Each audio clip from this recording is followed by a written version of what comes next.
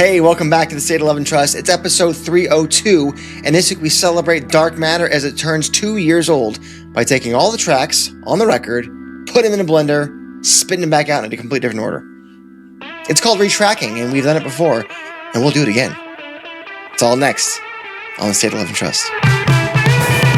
Hey, I'm Mike McCready from Pearl Jam. Hey kids, this is Mark Arm from Mudhoney. I'm Kevin Martin from Candlebox. Hi, I'm Dave Cruzen. I'm Tim Montana. Hey, I'm James Joseph from James and the Cold Gun. I am Matt Vaughn from Easy Street Records. This is Pete Droge. And this is the State of Love and Trust. The State of Love and Trust. The State of Love and Trust. Don't forget to rate, review, subscribe to the podcast wherever you listen. Feed the algorithm.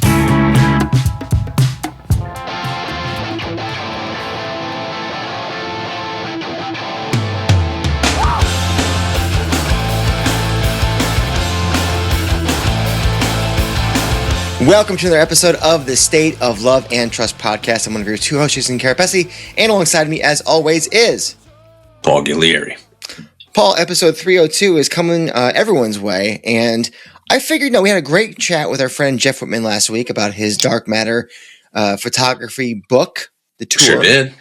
React Respond, and there's been some great feedback both in our Discord, online, in the non-Patreon universe, and thank you everybody for. I'm so glad that you guys enjoyed it. People have been really kind, Paul.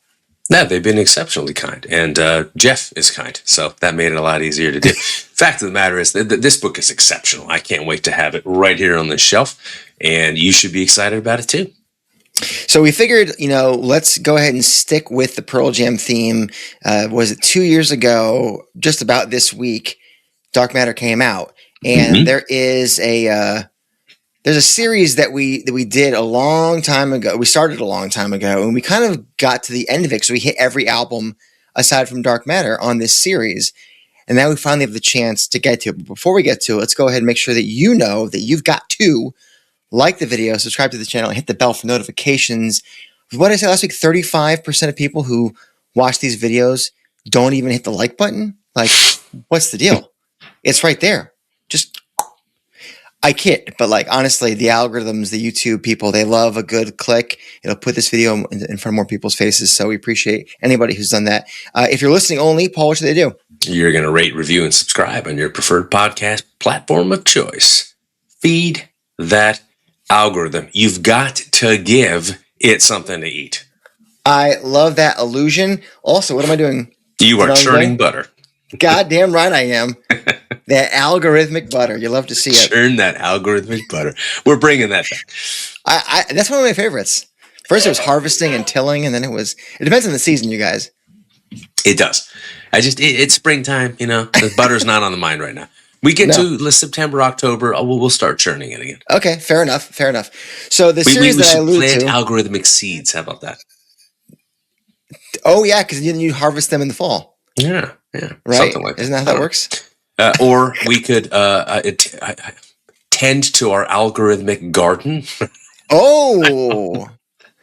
If you're listening or watching right now, you are literally about to hit that red X in the upper left-hand corner. No, don't do that. Do not. We're back. We are back.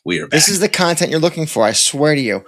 Okay, so the series that I alluded to earlier is a series that obviously in the description you can see it.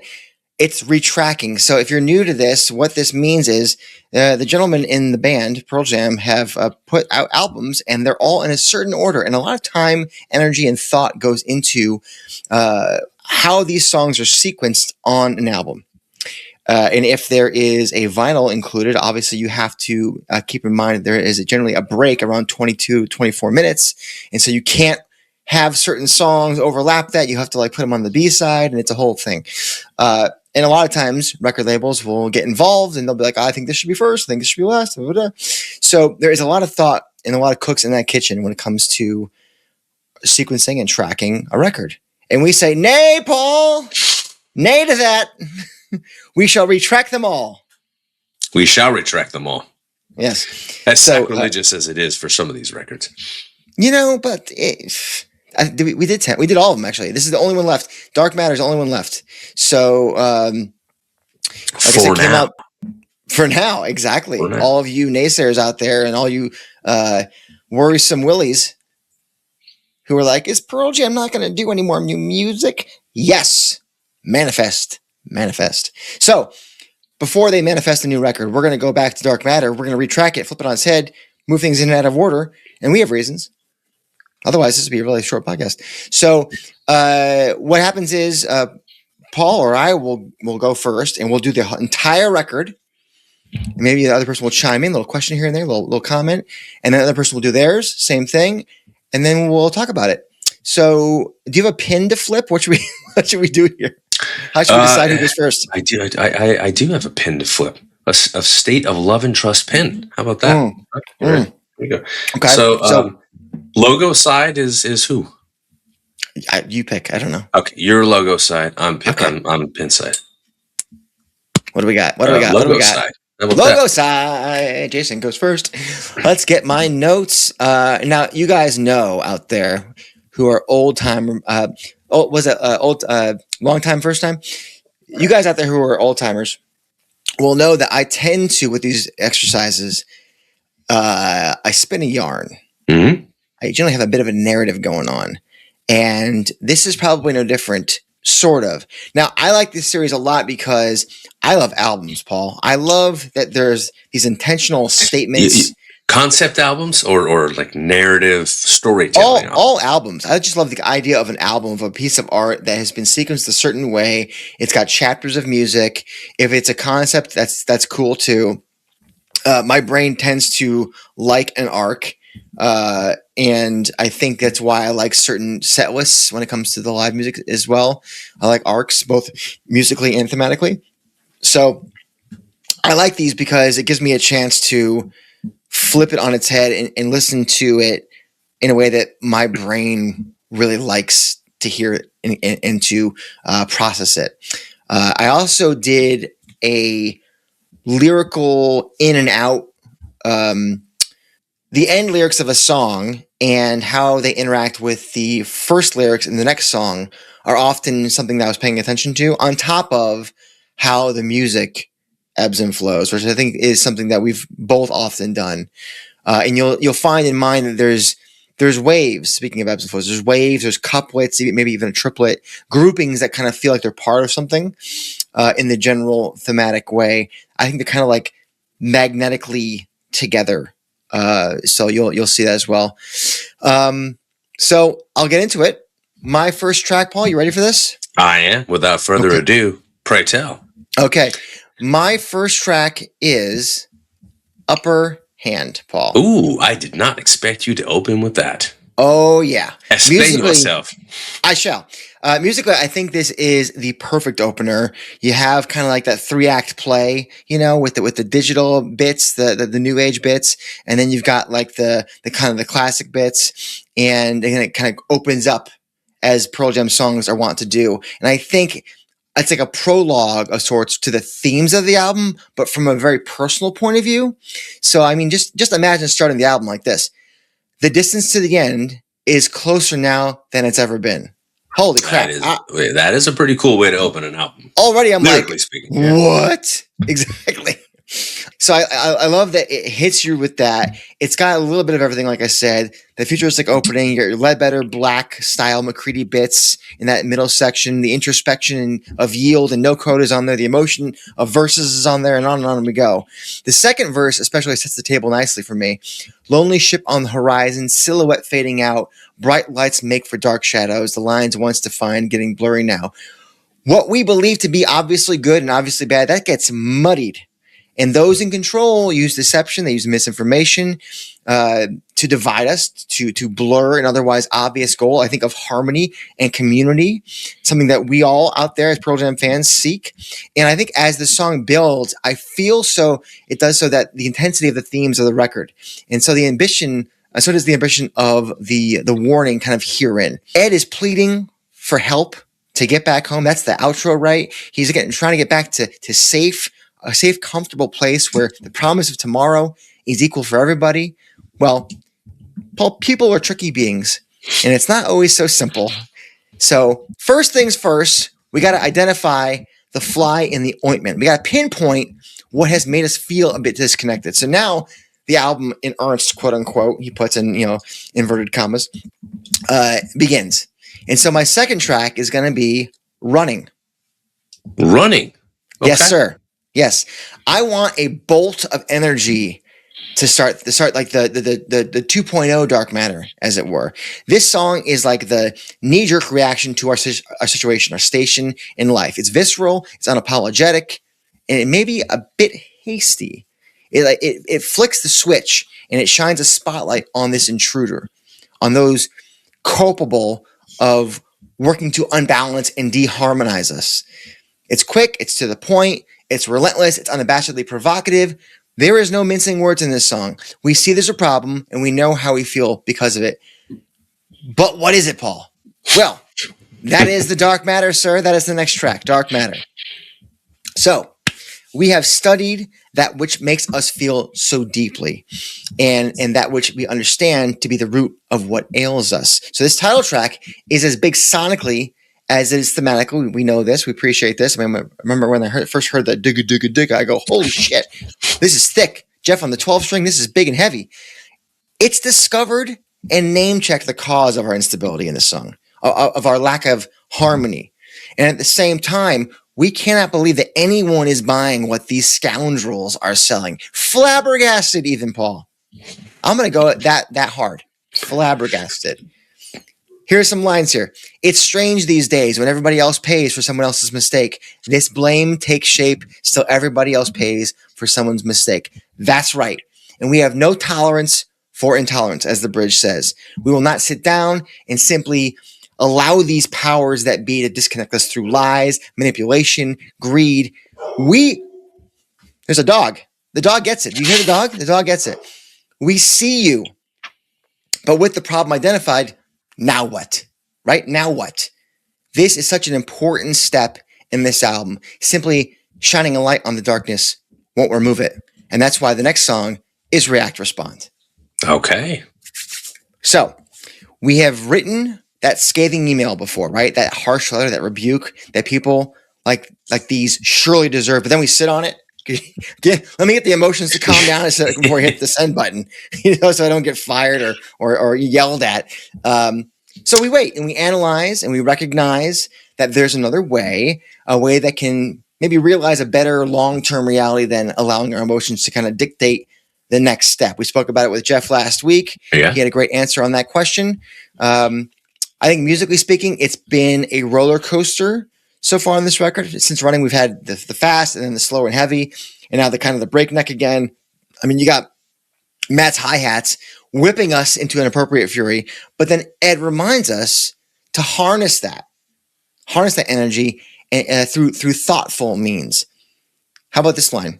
Ain't no fucking roses to our condition. Turn this anger into nuclear fission. Woo, I love it. I love it. And then a little bit more eloquently, with a dash of positivity to point you in the right direction with these lines.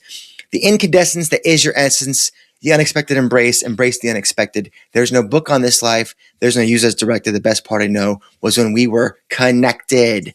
After all, it's better to give than to deceive. And in this case, it's thoughtfulness, it's empathy, grace, courage, and of course, love. But it takes more than one, Paul. It takes a community to push back against these forces, this strong and powerful force. So, where do we go next? Well, we've got to find our tribe, Paul. Right? Got to find our tribe. Got to find our tribe. Waiting for Stevie is the next track. Now, I got to readjust because I'm now leaning in, Paul. Now we're leaning in. After all that, we'll realize we can't do it alone. So we search for the tribe. Those that want to fight the same fight, pull the rope in the same direction, and love those close to us as fiercely as we feel contempt for those who deserve it. We find our tribe in the song, those like-minded kindred spirits through the music, and this is the celebration. This is the celebration of finding those folks. And after all that cathartic, uplifting moments, we settle back down, and we're reminded that there aren't always good times, Paul. Sometimes we need to remember that there are those who've not yet found their tribe. There are those searching for love in all kinds of places, maybe the wrong places, and our connections could vanish at any moment. So you got to be mighty. You got to be humble. You got to be mighty humble. So from there, we're going to dive into Won't Tell. Ooh. Yes. So these next few songs sort of play together. I mentioned, some groupings. Yeah. These next few songs are going to kind of live together. They live in the same world or subset. Maybe they're even a side quest, if you will, of the greater story. But man, is it an important one. And Paul, you and I have spoken a lot about this song. It is very charming, and I appreciate more in the context that I'm going to. It is more than charming. Yeah. Okay. You'll have your turn, Paul Ghiglieri. It's a charming. Listen, I like it even more when I put it together into this. One of the great reasons why I like this series too is it makes me appreciate certain songs maybe a little bit more than I would have before. So now that it's in this context for me, I'm really starting to find, or I should say, it's starting to find some sea legs that weren't there before for me. Now, I forget where and when this interpretation came up, but the idea of temptation, longing for something that you can't have, maybe it's even the idea that this song is pining for somebody, but actually you're actually with someone. It's that like, I can't, like the forbidden fruit of the situation. Maybe the subject's relationship is on the rocks. Maybe it's in trouble. And that's the pain in his heart. Those are the chains. And he's hoping the focus of his attention, of this woman in this song, with that grin that has to remain secret, that she'll fix whatever is wrong in his actual relationship. But it's often not that simple. And it's often very messy if you believe that that path will be the solution. So enter our next song, Paul, which is Wreckage. Wow, this is late in the album. Oh, yeah. Now, the subject of Won't Tell may have actually gone for it. We don't know, right? We don't know for sure. He may have told her at some point. He may have done the opposite of the name of the song. Maybe he stays true and keeps the secret from her, but his significant other maybe finds out. Maybe she saw and she turned away. This is Wreckage. And this is the brutal narration of a long-term relationship with deep roots unraveling and disintegrating in slow motion. It is hard to watch. It's heart-wrenching, but we reap the seeds that we sow. And if we do not respect love, it will not respect us back. Communication and honesty, they are the hallmarks. They set a sturdy foundation for a romantic relationship, and they're the bedrock of a larger group hoping to shift discourse, hoping to inspire change in the world in a positive way. When we don't respect the relationships that better us, we prove that we were not worthy of them in the first place. We got to dig deep, Paul. We got to dig deep and find the answers as to why, right?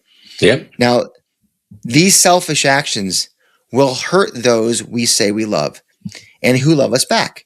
Those actions have consequences. And as we comb through the rubble of that relationship, what are we going to find? Well, the answers lie in the song Scared of Fear. Our side quest subject is frantic. Their former love is hurt. And why wouldn't they be?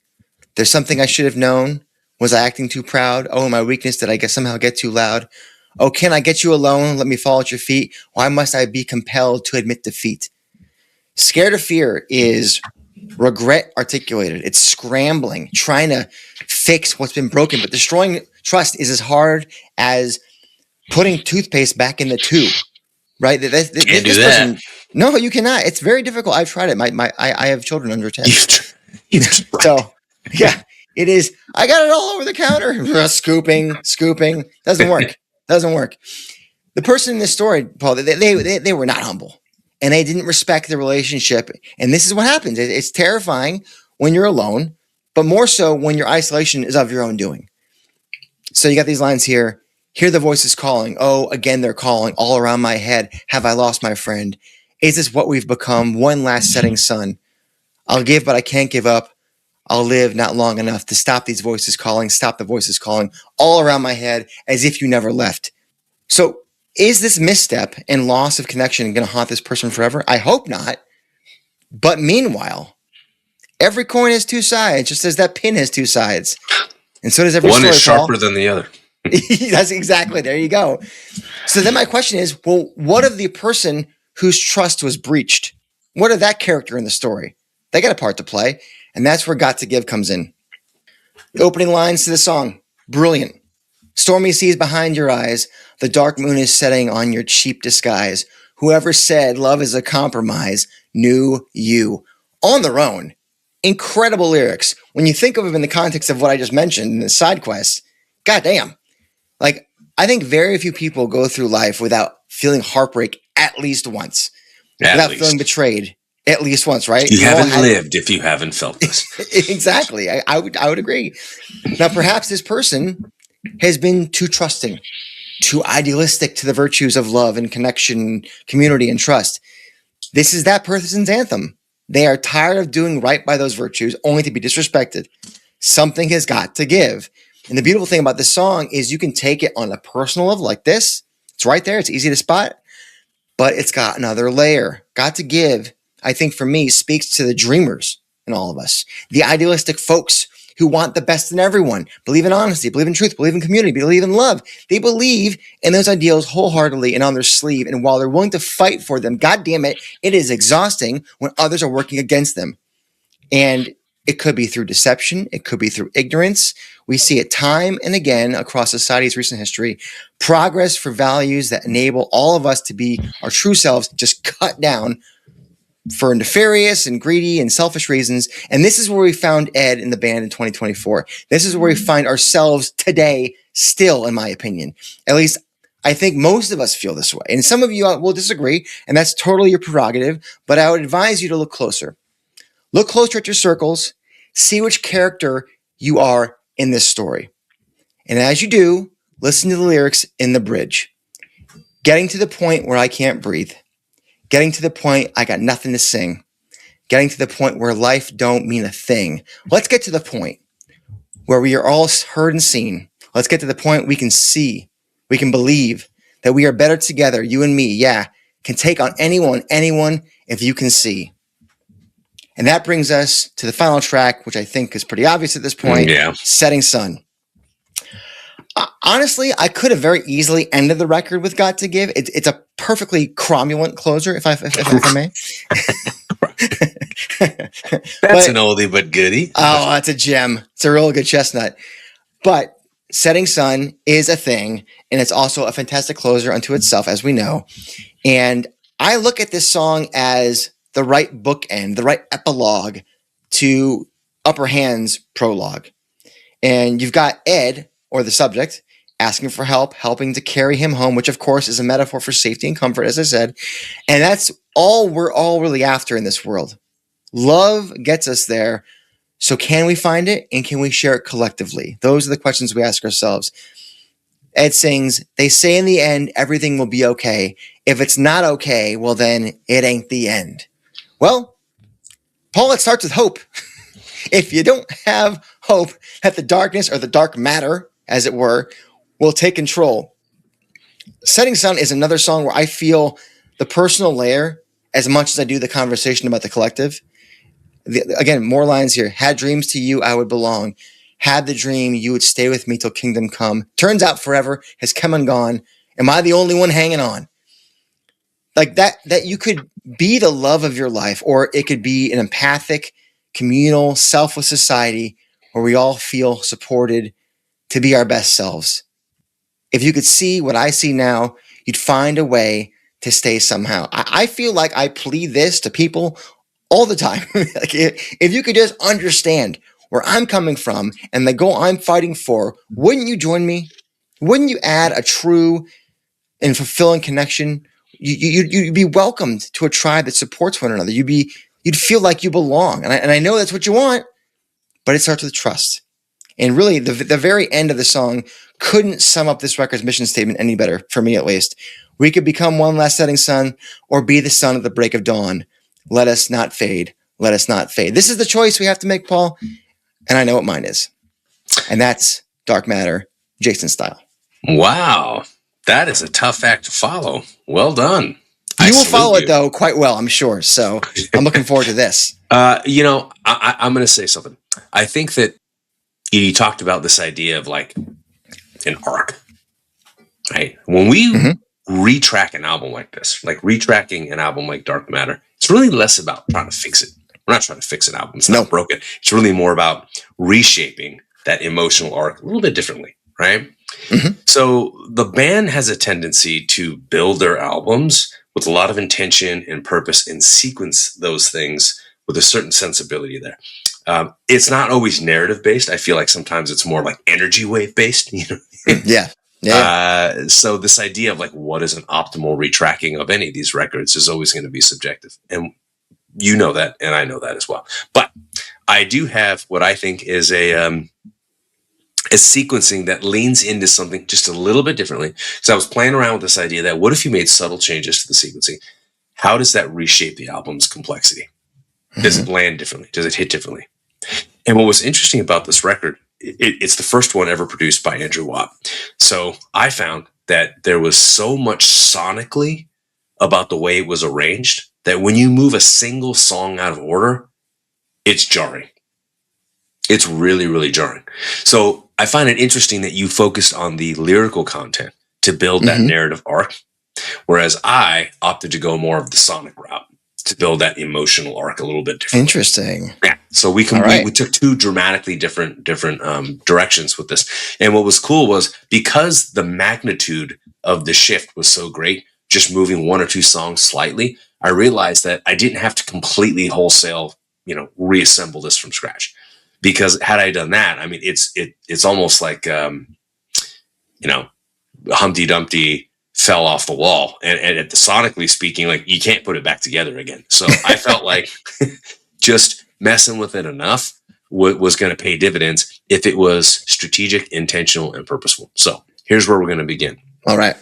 You ready for this? I am We're ready. beginning with Scared of Fear. Okay. I know, groundbreaking, isn't it? But look, the song as it's currently constructed in the record, it starts very, very tense. It starts very, very immediate. That's how this record began when we first heard it. And it drops us right into that anxiety. And I don't feel like the record should start any differently. I think it's a heck of a strong opening hook. It was then and it is now. So what if this album starts the same, but what if it tells a more deliberate story after that point? Okay. So this version, it does throw you straight into that tension. It throws you straight into that emotion, the way the original sequencing does. So you open with this, it puts you, the listener, immediately on edge, scared of fear. It's coiled, right? There's like it's an energy. I don't know how to describe it. It's almost like can't be contained. It's just restless. It's like a restless energy, and it feels very unresolved. It's the snake. It's the snake and the diddly-dit. Exactly, right? But that's that when you think about it, that's like sonically speaking, it's a perfect entry point into an album. Because when you enter this way, instead of easing in the way some records do, right? When you enter this way, the album starts basically what feels like in the middle of a sentence or the middle of a thought. So I think it mirrors the lyrical anxiety. Sonically speaking, it mirrors the lyrical anxiety. And I had never thought about that when this record dropped, how those two things are married together and how well they complement each other. And it's not just kind of that cool fade in and Sean Penn hitting the cue ball thing. It's a lot more than that. I mean, it's the song itself. It basically says, look, you are in this world. Not you're entering in this world. Like you're already there, man. Good shout. I like this. So we're going to enter the same way. Okay. Then we're going to segue into React Respond. Mm-hmm. Okay, so we go to React Respond next. Now, why? We've got to keep that urgency high. It's got to stay up here, okay? It's got to feel like a first act in a play or a musical that is just escalating, okay? So this builds directly on that unease, but it's doing something a little bit differently because it's kind of like sharpening it into action. And I think that's important in narrative, whether it's sonic or lyrical. So this sequencing is basically, it's kind of creating like a cause and then an effect, right? And that's that cause and effect feeling is basically like there's a fear and that fear creates a reaction, right? Now, again, think about this, respond, react. That fear creates a reaction. So musically, we're keeping the tempo and the intensity high without necessarily repeating the exact same emotional note. And I think that's important. So that allows us to kind of avoid that like early fatigue of redundancy where it's like, okay, the first two songs kind of sound the same. When I think of a record like Backspacer, I'm not suggesting that Gonna See My Friend and Got Some or leave me feeling fatigued, but I felt like there was some semblance of redundancy in the way that record opened where you almost want to like dip into the emotional core of it. because those two songs don't necessarily carry the same way other songs do. Certainly not the way these two do, right? Right. So now we're here. Where do we go from here? Well, we're already doing 60 on the highway, right? We're not slamming on the brakes. We're gonna start running, and we're going with running next. You're just hitting everybody in the. You are on a treadmill. You in the mouth. Okay. Yes, you are. Yeah. Holy shit! So look, it's fast. It's punchy. It becomes basically like this adrenaline peak, but it's early, right? We're not like drawing this out, and then it's not high fidelity John Cusack, mixtape where we don't. It's we are going hard and heavy, and we are peaking at 3. We are not Barry Jive and Hot 5. Yeah, exactly. So look, this is kind of like a kinetic release, but it's happening really, really early. And I think that's important because it's setting the stage for depth. And I think that's important because when you place a song like Running early, it kind of creates that front loaded music burst. And when you start that way, it lets this album breathe a little bit, right? Lets it breathe a little bit. Oh my God. For those listening only, Paul just swirled his wine like a real bougie boy. I did. And now I'm going to pour it in front of you like a real unbougie boy. Look at that. He's had a whole bottle. Ed would be proud. Is that a Barolo? He would be. I'm not going to drink from the bottle because lest those of you watching think I'm a lush. Here's the deal, though. We are in a place at this point in time with that front-loaded musical burst. It's now setting the segue up for the album to breathe. Okay. More afterward, though. So you place this song Running third. Why? Because it creates a deliberate early climax. Usually you don't want that. I think it's important because this song, dude, there might be, other than Dark Matter, is there a song on this record that has more propulsion than this? I dare say no. React Respond possibly, but his match drumming does. I don't know if the rest of the song does, but Running, it's one of the more propulsive tracks. So instead of like saving that, like we burn fast and early. Like what's that line from Highlander? It's better to burn out than to fade away. I mean, that's Neil Young said that, didn't he? He did. Yeah, exactly. So that gives, I think, Dark Matter a strong hook, and it clears the space for whatever dynamic variation bedrock we want to lay after that. So I think that it's a cool way to open sonically speaking, because you can literally go in any direction you want at this point in time. Now, which direction are we going in? We need an emotional exhale after that. I'm not going to lie. I mean, that was hard. It was fast. It was heavy, and it wasn't 1 or 2 songs. It was 3. So we are going to exhale, not just sonically, but emotionally with Wreckage. Okay. So Wreckage comes next. So we slow things down at this point in time, but we don't have to lose weight in the process. And I think that's important. We have to slow things down in a way where you as a listener can exhale with the record, with the music. We've got 3 intense tracks in a row. Now we're shifting into something that's a little bit more reflective, but it has to feel earned. And I think that's important. It has to feel earned because otherwise it feels too overly produced and sequenced. Here it feels earned. And I also think that it reframes the previous 3 songs in a uniquely different way than they are as they're currently constructed on the record, because it's not just like chaos out of the gates. It's really more about consequences. And I think that that's a key theme that we find both sonically and lyrically. It's not just about chaos. This record really does touch upon this concept of consequences. So this placement of putting Wreckage here at 4 basically turns it into that moment of reckoning. I think that's important too. So you'll notice that there is a narrative building. It's thematic, right? It's not necessarily character based, but I think it does matter because the next song is Dark Matter.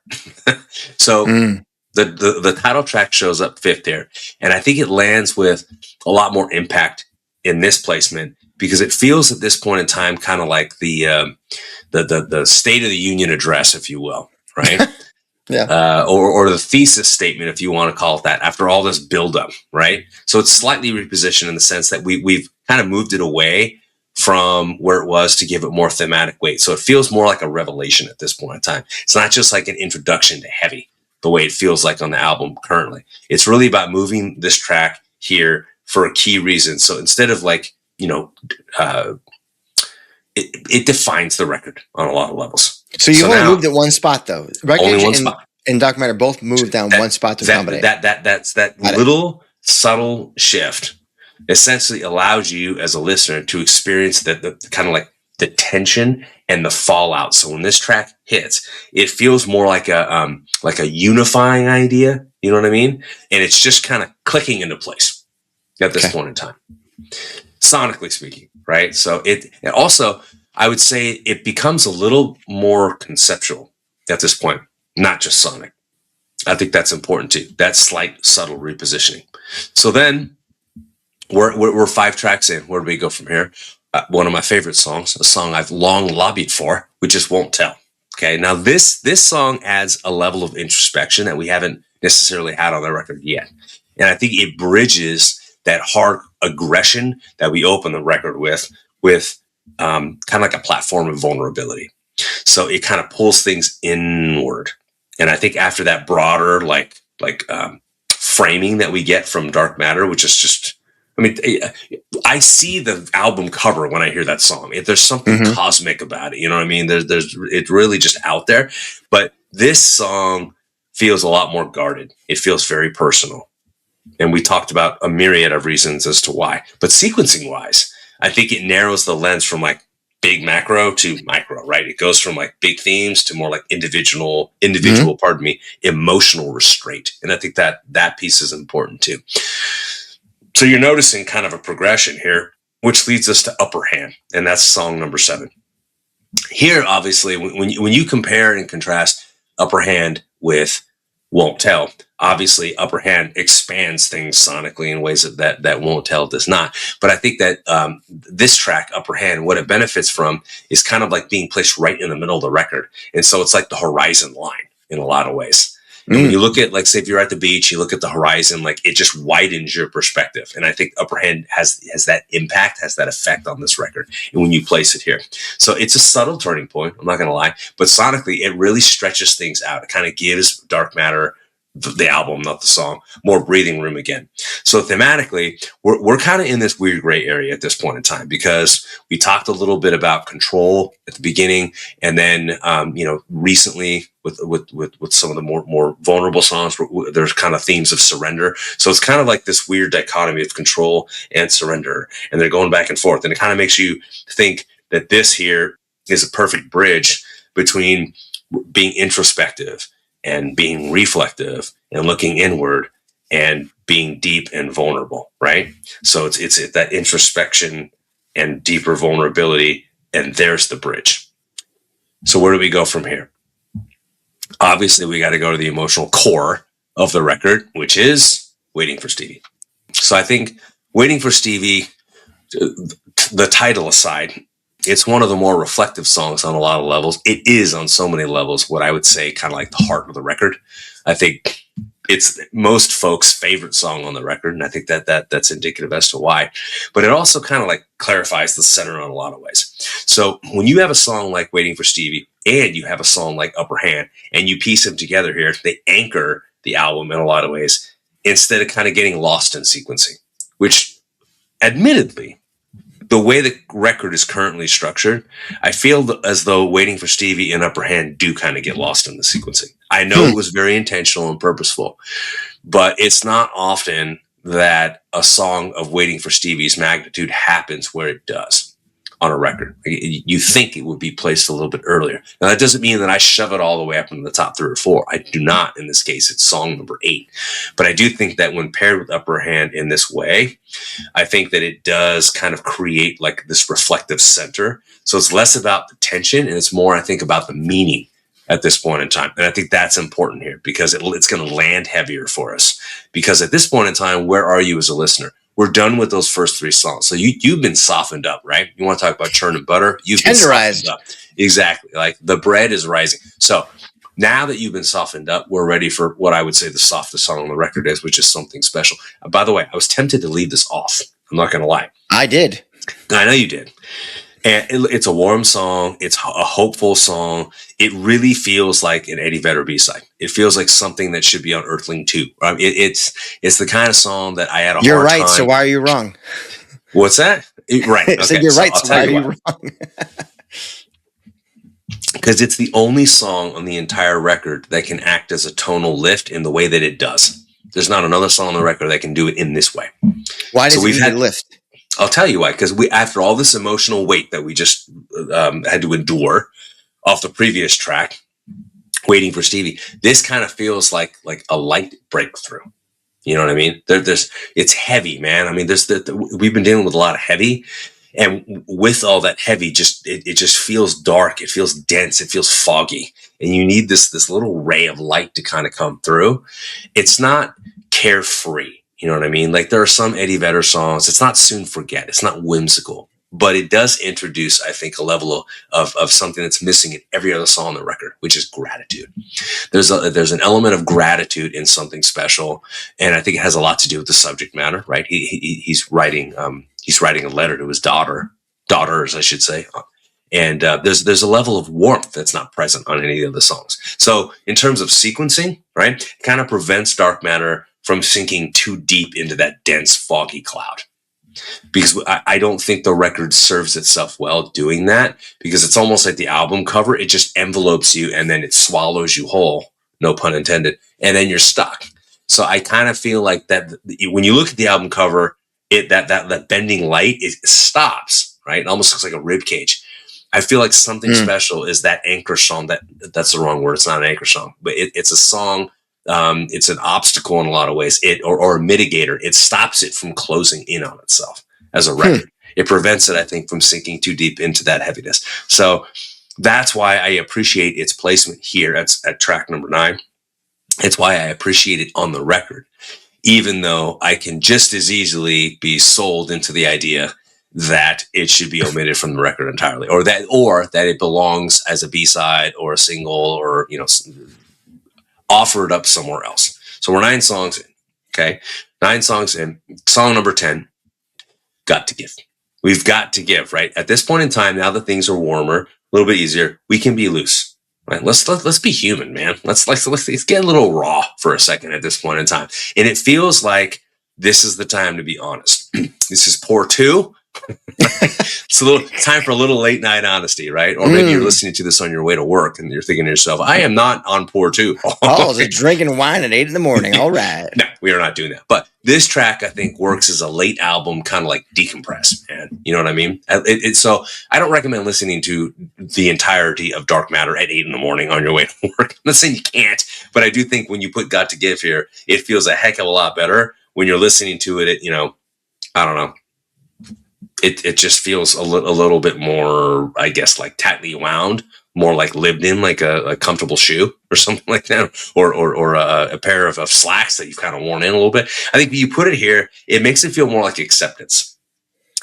Acceptance of what? Acceptance of, I don't know, imperfection, like a release, maybe even a bit of I don't want to call it humor, but I mean, it humanizes the back half. That's a better way to phrase it. It's not making us laugh, but it does humanize it, not humorize, humanize it. So there's only one song left, and it's the same one you ended it with, and that would be Setting Sun. This is the proper closer. There's no way to rearrange this album where this stops being the proper closer. Certainly there are creative ways to end it that don't include Setting Sun.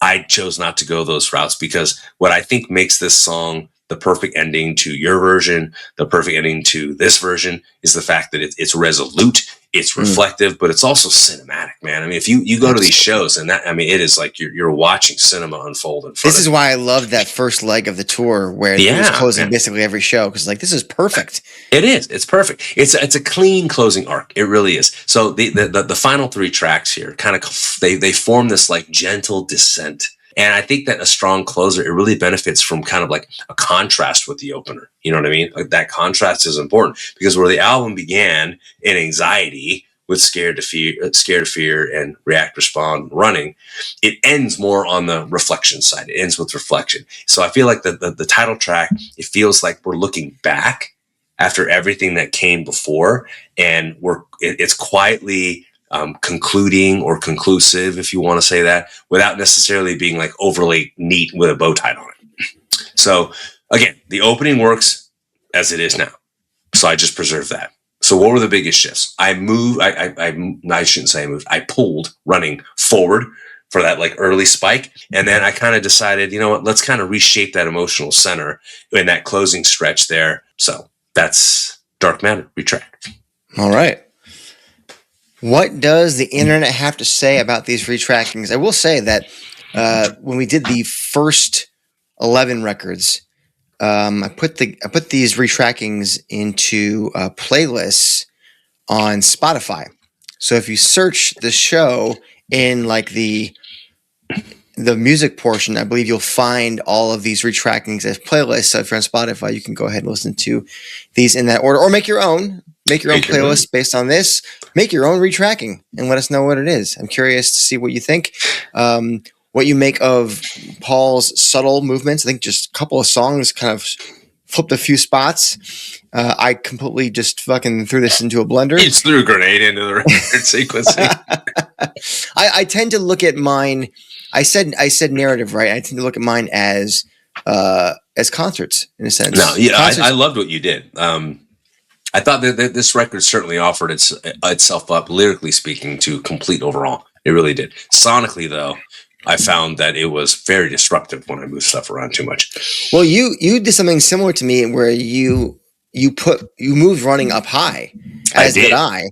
And because I wanted that in React Response to have a back-to-back punch. You just kept Scared of Fear in there to keep it. And so I almost wonder, like subconsciously, if Superblood Wolf Moon caused me to do that. Because that shows up so high on Gigaton that I felt like running to me was just kind of like that natural progression of okay. And I've said this repeatedly. They nailed Dad Punk finally with Superblood Wolf Moon. Running, I think they nailed too. But I'm so used to hearing that sound, or I got used to hearing that sound because I listened to that record so often when it came out higher in sequencing. So I wasn't used to hearing it lower. Well, when I moved running up. And I felt, I listened to it in its order there, and I go, you know what? I love this. And then it immediately brought me back to the combination of Go and Animal. How that 1-2 is so necessary for the front half of that album. Yeah. Or Last Exit, Spin the Black Circle, right? I mean, yeah. They love to do a 1-2 with the first two songs being kind of sharp and hitting and biting and maybe a little faster. So we both did that, but I give myself an epilogue or prologue, pardon me, because I just felt like the way that when you're listening to the vinyl, I'm almost positive Upper Hand begins side B, so there is a form of that the band has put into place. I just wanted it at the outset, and then I love those opening lyrics being the first thing you hear. Oh, that was fantastic! God, where the hell am I going to go now? Yeah, Christ, I like that a lot. That was good. Cool. There we go. So one of the cool things about the show from the early days is that we would end every episode with these two segments called Lyric of the Week and Live Cut of the Week. And if you're new to this show, we haven't done it in a long, long time because guess what? We pretty much did all of the songs like 100 episodes ago or 50 episodes ago, something like that. So this is old school. This is a throwback to our early days. Yes. This is a return to form, Paul.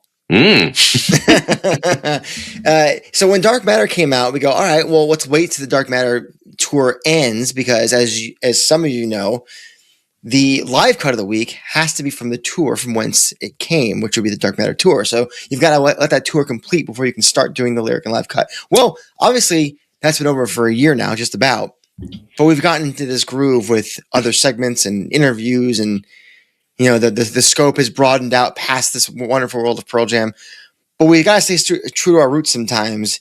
And I'm a bit OCD, Paul, so we have to tick all boxes when appropriate. So what we're going to do is we're going to tick off one more of those Dark Matter lyric and live cut of the week boxes. This is like playing Breath and MSG 98. Finally, they're bringing it back.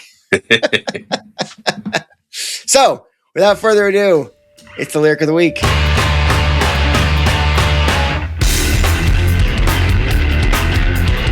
All right, Paul, lyric of the week this week comes from Dark Matter, and it's Got to Give. I'll be the last one standing. I'll be the first to forgive you. Driven away, empty-handed, breaking the heart. Tell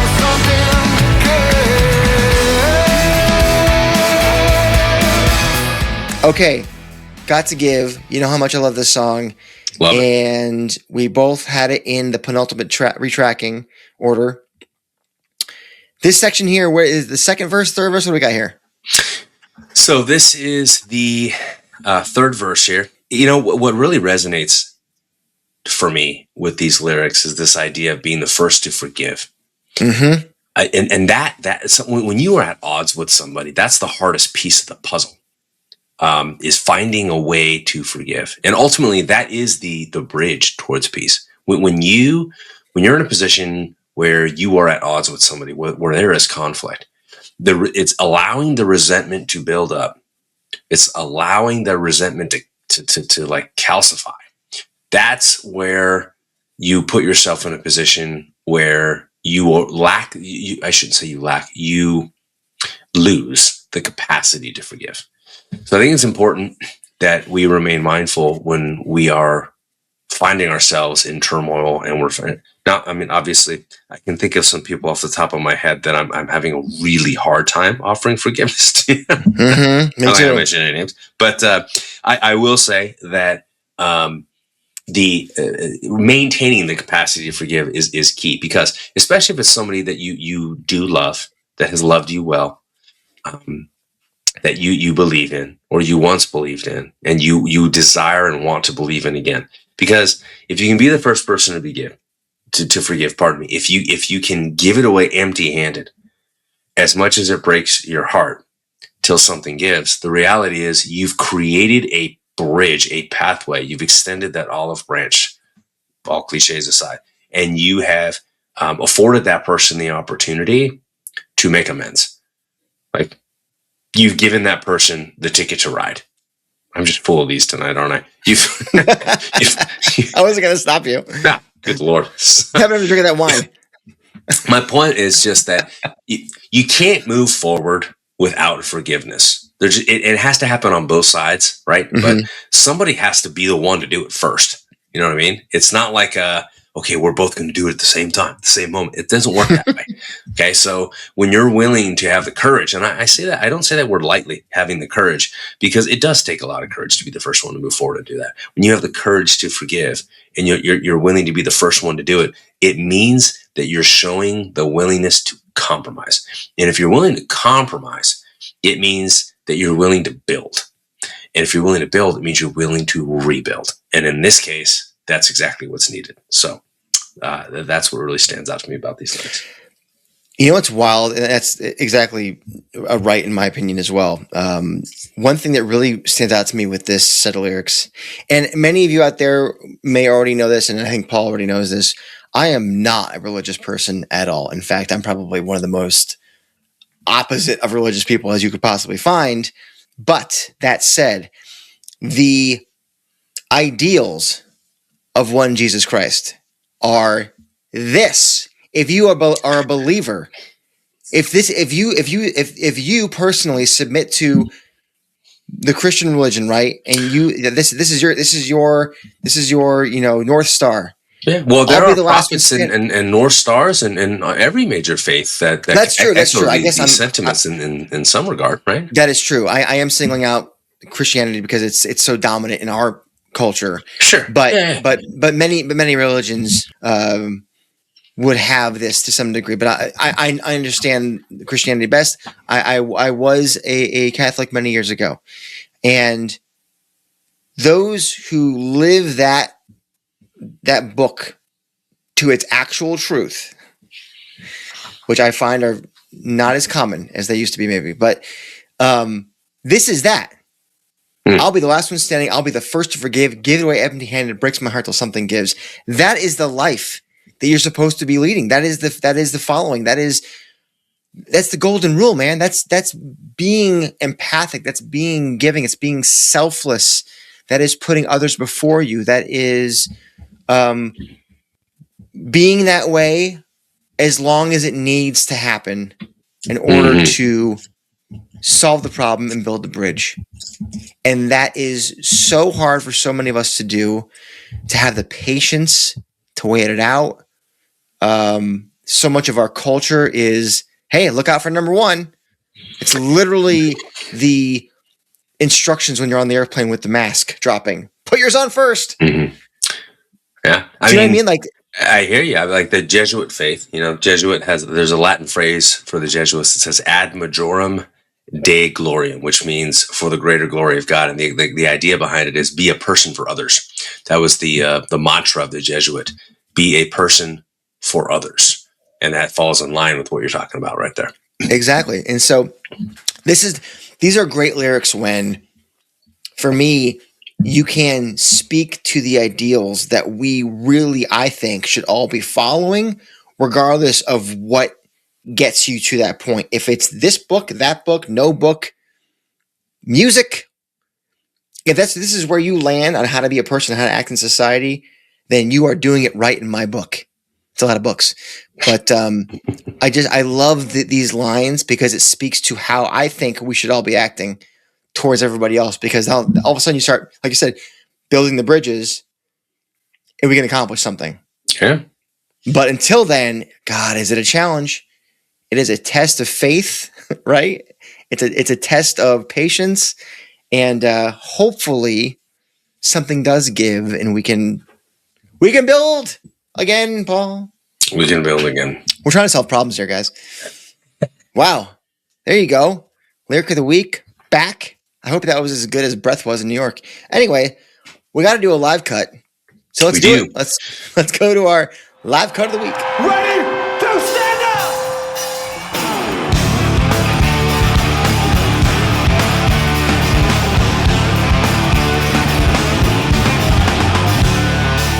Okay, live cut of the week. This is a little bit easier, a bit of a cheat because there's only 4.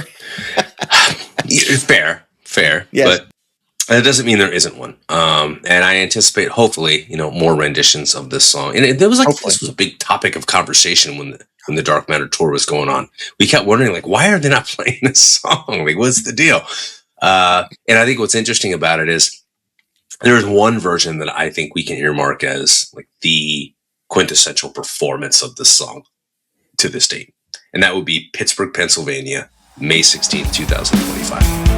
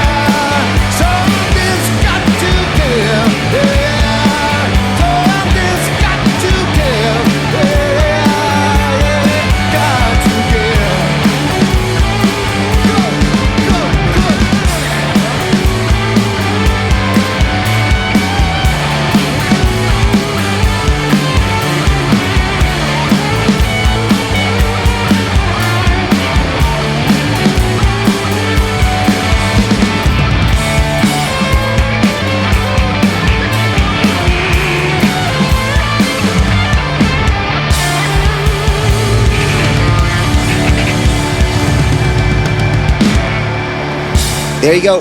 Yes, I believe they saved the best for last. I think it was the Titus performance. I think there's a fun extended Stone solo at the end. You can never go wrong when you have an extended Stone solo. You got great energy from the crowd. It's palpable. We didn't know it then, but it was the penultimate performance of one Matt Cameron. Speaking of Matt, I think he and Jeff are like really, really tight. Really this is one of those fun.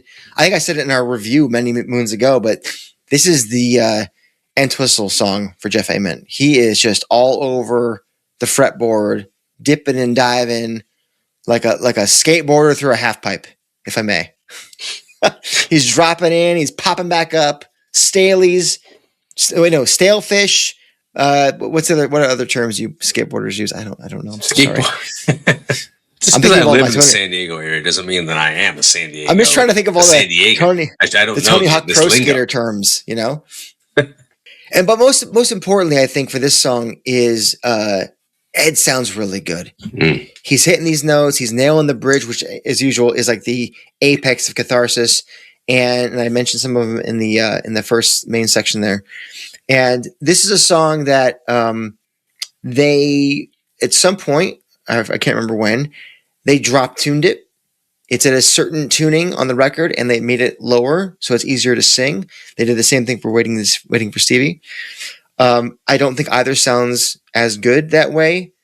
It really comes across, for me at least, as a little bit muddy and, I don't want to say sloppy, but muddy in Nashville.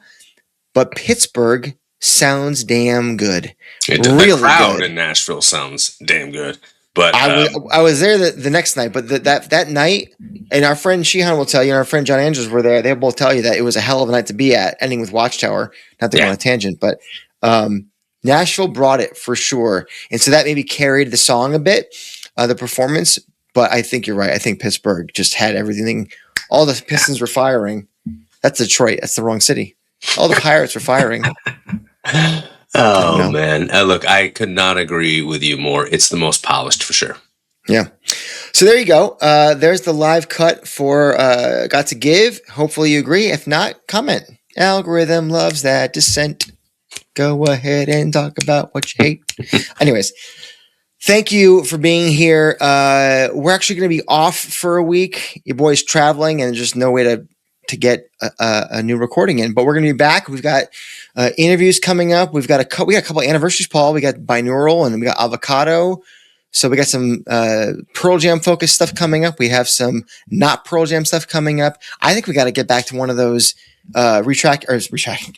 Got to get back to one of those soundtracking the year shows. Our friend of the show, Concert Pants, Sheehan Pereira, was like, I think you got to do one more. I love that episode. And I go, you may be onto something, my friend. So would love it. Give me a year and I'll give you some tunes. Put it on a shirt. I should. You know what? Yeah. How have we not released an algorithm shirt yet after all these years? Can I tell you something real quick? It is happening in 2020. It has to. I made one. I designed one years ago, and it was like a monster, and it was like an algorithm, like monster. And then I showed it to some of our listeners, and they're like, "Nah." So we need somebody much more talented to create something of that type. Like a little. Is it someone with the initials KT? I don't know. She might be the one to make it correctly. Somebody, one of you definitely is, because we are clearly not. No. But yeah, I want an algorithm shirt. If you're listening or watching, I've been saying feed that algorithm for years. Six goddamn years. And it is time for a State of Love and Trust. Feed that algorithm shirt. I will start the petition. I'm wearing my 10 Club shirt with pride. Yeah. So I'll wear that one with pride too. Thank you for being here. As you know, there is Patreon. There is the Pod Shop with stuff like this that supports the show. Those links are below. So if you go to either one of those links, we appreciate you in advance. And if you want to do the free thing here on YouTube, that is, like I said at the top, that is liking the video, subscribing to the channel, and hitting the bell for notifications. And if you want to listen to us only and not look at our faces, Paul. You should rate, review, and subscribe on your preferred podcast platform of choice. Feed that algorithm. Beat That's it it. I was waiting. the way you would stomp on grapes to make this delicious vino. How about that? Yeah, I was waiting for what the addendum to your usual. You want me to pitch go was gonna be. springtime again? Plant those algorithmic seeds so they may bloom and flourish. How about that? I got nothing else to add to that. You can't top it. So I'll stop myself before I make a fool any more than I already am. So we'll see you in a couple of weeks. And until then, you've been listening to or watching The State of Love and Trust.